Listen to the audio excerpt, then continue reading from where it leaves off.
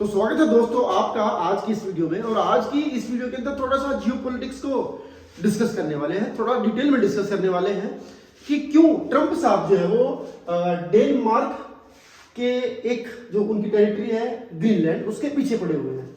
ऐसी क्या वजह है, ऐसी क्या खास बात है इस ग्रीनलैंड के अंदर। देखिए दोस्तों, आज की डेट में अगर आप अलग अलग वॉर्स का भी डिस्कशन करें, एक कुछ स्टूडेंट्स मेरे कह रहे सर क्या आप सच में वर्ल्ड वॉर 3 जो है वो होने वाला है।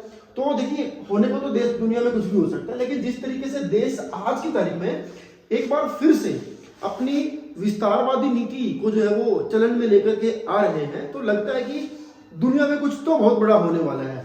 और हाल ही में ट्रंप साहब ने ग्रीनलैंड के पीछे जो एक स्टेटमेंट दी है कि चाहे मुझे इसके ऊपर अटैक ही क्यों ना करना पड़े, मैं इसको अपने कंट्रोल में लेकर के रहूंगा।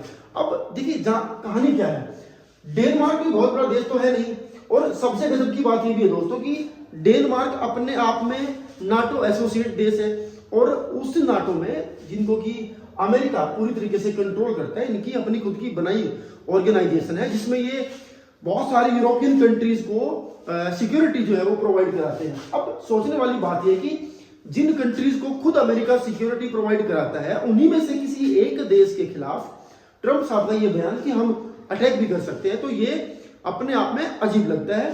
और अजीब इसलिए भी लगता है कि ऐसा क्या है इस ग्रीनलैंड के अंदर। देखिए, अगर आप ग्रीनलैंड को मैप में देखेंगे तो ये बिल्कुल ऊपर की साइड सबसे जो नॉर्थ ईस्ट जो हिस्सा है हमारे ग्लोब का, हमारी दुनिया का, उस पे अर्थ की जो है ये बसा हुआ है। अब ये एक टेरिटरी है, इनकी अपनी कोई वहां पर कोई मिलिट्री नहीं है, कोई सिस्टम नहीं है, ये डेनमार्क का ही हिस्सा है। ठीक है, अगर आप वर्ल्ड मैप में इसको देखेंगे तो नीचे देखिए ब्रैकेट में जो है वो डेनमार्क आपको लिखा भी दिख जाएगा। अब इसके पीछे अमेरिका पड़ा हुआ है कि भैया हमें चाहिए। तो इसकी 2-3 वजह हैं, और उन 2-3 वजहों में तो सबसे जो मेन जो इसके पीछे फैक्टर है वो मैं आपको बताने वाला हूं। और जिस तरीके से वॉर अगर आप देख रहे हैं कि कैसे आपसे बांग्लादेश की क्राइसिस को देख लें, या फिर इंडिया और चाइना की जो बढ़ती नजदीकियां हैं वो भी इस जियोपॉलिटिक्स का अहम हिस्सा है। उसके अलावा रशिया यूक्रेन वॉर काफी टाइम चल ही रहा है, ईरान के अंदर जो हो रहा है वो भी आप से जो है वो छुपा हुआ नहीं है। उसके अलावा अमेरिका का जो वेनेजुएला के प्रति जो चीजें चल रही है वो भी आपसे छुपी हुई नहीं है। तो दुनिया में हो तो बहुत कुछ रहा है। ठीक है, तो अब सबसे बड़ी वजह क्या है कि क्यों अमेरिका चाहता है कि ग्रीनलैंड उसके कब्जे में हो। सबसे पहले तो उन्होंने पैसे भी ऑफर करे, डेनमार्क गवर्नमेंट को कुछ पैसे लेकर के जो है ये जो काम डील जो है वो हो सकती है। अब डेनमार्क का कहना है कि साहब हमें पैसा वैसा इसके पीछे कुछ नहीं चाहिए, ये ठीक है, हमारा जो चल रहा है वो ठीक है। अब अमेरिका क्यों चाहता है कि कुछ भी करके, चाहे उनको अटैक ही क्यों ना करना पड़े, कुछ भी करके क्यों ये हमें चाहिए।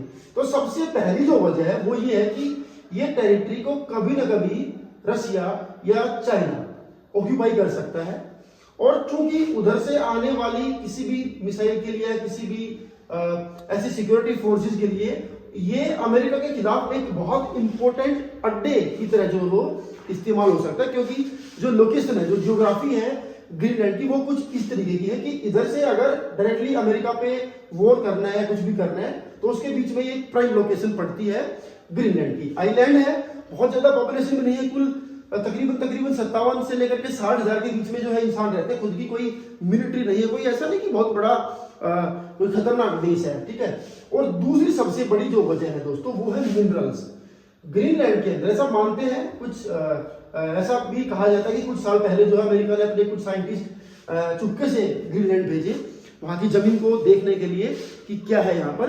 तो पता लगा कि यहाँ पर कुछ ऐसे मिनरल्स हैं, कुछ ऐसी मेटल्स हैं जो बहुत रेवोल्यूशनरी, क्रांतिकारी साबित हो सकती हैं ईवीज की दुनिया में या नैनो चिप्स की दुनिया में। इस तरह की जो इंपॉर्टेंट चीजें जिनके ऊपर आज की डेट में दुनिया जो है वो टिकी हुई है, उस मामले में बहुत इंपॉर्टेंट चीजें जो है वो दबी हुई जमीन के नीचे।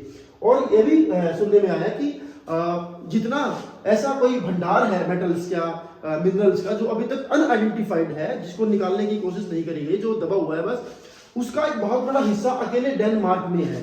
तो ये भी एक वजह है, और उससे भी सबसे बड़ी वजह इसकी अपनी ज्योग्राफिकल लोकेशन, जो कि इसको इन बिटवीन जो स्पेस पे ये जहां पर ये है वो कैसे अमेरिका को लगता है कि उसके दुश्मन देश इस ज्योग्राफिकल कंडीशन को उसके खिलाफ यूज कर सकते हैं कभी ना कभी।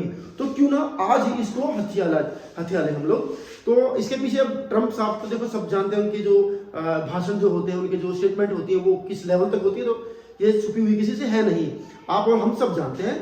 और भारत से आज की उनकी जम भी नहीं रही है। तो अगर मैं उसके बारे में बात करूँ तो जैसे टैरिफ की बार बार बात हो रही है कि कैसे हम 500, 575 इस तरीके से टैरिफ लगा देंगे, तो इधर से फिर कैसे नजदीकियां हमारी बढ़ने जा रही है चाइना के साथ। तो तमाम चीजें दुनिया भर में हो रही है इस जियोपॉलिटिक्स में।